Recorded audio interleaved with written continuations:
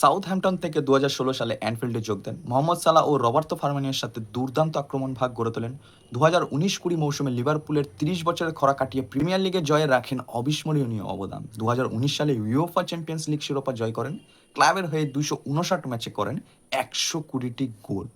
আমি বলছিলাম লিভারপুলের উইং থেকে কালো ঘোড়ার মতো ছুটে এসে অপ্রতিরোধ্য সব ম্যাচ উইনিং গোল করা কিংবদন্তির কথা, যে লিভারপুলের অ্যানফিল্ডের সবসময় স্মরণীয় হয়ে থাকবে, মিস্টার সাদিও মানে, যার ওপর ভর করে ইউর্গান ক্লপ ও অ্যানফিল্ডবাসী অনেক সুখের মুহূর্ত দেখেছে, যার শারীরিক ক্ষমতা ও অমানসিক ওভারলোড নিয়ে ম্যাচ বার করার দক্ষতা আমাদের বছরের পর বছর বিনোদন দিয়ে এসছে। এবং লিভারপুলকে সেই উচ্চতায় রাখার অন্যতম কারিগর যে মোহাম্মদ সালাহর সাথে সাদিও মানেও ছিল, সেটা কিন্তু এখন বোঝা যাচ্ছে। মাঠের বাইরেও যে সাদিও মানে এক অনন্য সেরা উদাহরণ তার দেশের জন্য এবং এই ফুটবলের জন্য, সেটা কিন্তু আমরা সবাই আগে দেখেছি। যারা জানেন না তাদের জন্য আমি কিঞ্চিত বিশ্লেষণ তুলে ধরতে চাইছি। সেনেগালের বাম্বালি শহরে ওই অভাবের মাঝে জন্ম নেওয়া সাদিও মানে কিন্তু এক অনন্য দৃষ্টান্ত রেখেছে সবার জন্য। তিনি শুধু নিজের জন্য ভাবেননি, সেনেগালের প্রত্যেকটা শিশু থেকে শুরু করে বয়স্ক মানুষদের জন্য পরিকল্পনা করেছেন। কোন এক সাংবাদিক তার হাতে ভাঙা ফোন দেখে তাকে জিজ্ঞেস করেছিল যে আপনি এত বড় ফুটবলার হয়ে আপনার হাতে এরকম ধরনের ফোন কেন? তার পরিপ্রেক্ষিতে তিনি বলেছিলেন, আপনি এটা আমাকে জিজ্ঞেস করুন যে আমি আমার গ্রামের জন্য কতটা কি করতে পেরেছি। আমার 15টা রোলস রয়েস কিংবা 8টা ল্যাম্বরগিনি কিংবা 10টা প্লেনের প্রয়োজন নেই।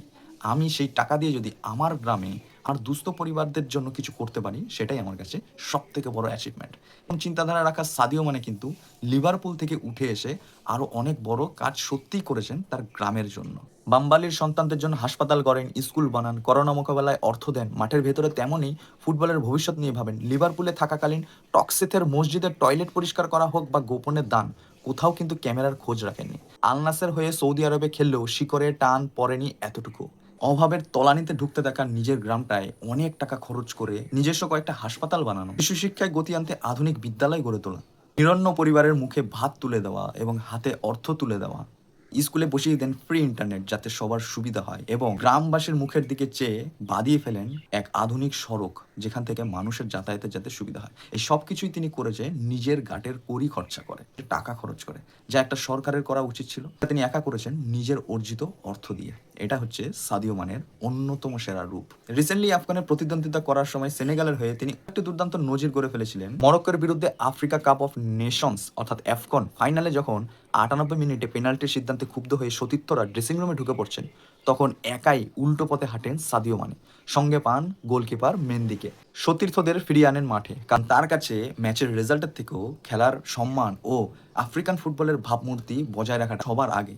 পেনাল্টি নিতে এসে ব্রাহিম দিয়াস ব্যর্থ হন, সহজেই সেভ করেন মেন্দি। ম্যাচ গড়ায় অতিরিক্ত সময়, সেখানেই পাপে গুয়ের গোল, সেনেগাল হয় চ্যাম্পিয়ন। এর মানে তিনি শুধু একজন সুপারস্টার নন, তার বাইরে গিয়েও তিনি যে নেতৃত্বের এক বৃহৎ সংজ্ঞা সেটি তিনি দেখিয়েছেন। এই আফগান যে তার শেষ টুর্নামেন্ট জানিয়েছিলেন আগেই। ট্রফি তোলার প্রাক মুহূর্তে সতীর্থরা তার হাতে তুলে দেন ক্যাপ্টেনের আর্মব্যান্ড, যেন সম্মিলিত এক স্বীকৃতি। এই মানুষটা দলের নৈতিক অভিভাবক। ম্যাচের পর সাদিও মানে বলেন যে এই দায়বদ্ধতাটাই সবকিছু, একদম স্পষ্ট একটা বার্তা। হারলেও মাঠ ছাড়তাম না। যদি এটা হতো তাহলে আফ্রিকান ফুটবলের অনেক ক্ষতি হয়ে যেত এবং এটি ভাবমূর্তি নষ্ট করত, যা ফুটবল ইতিহাসে এক খারাপ উদাহরণ তৈরি হতো।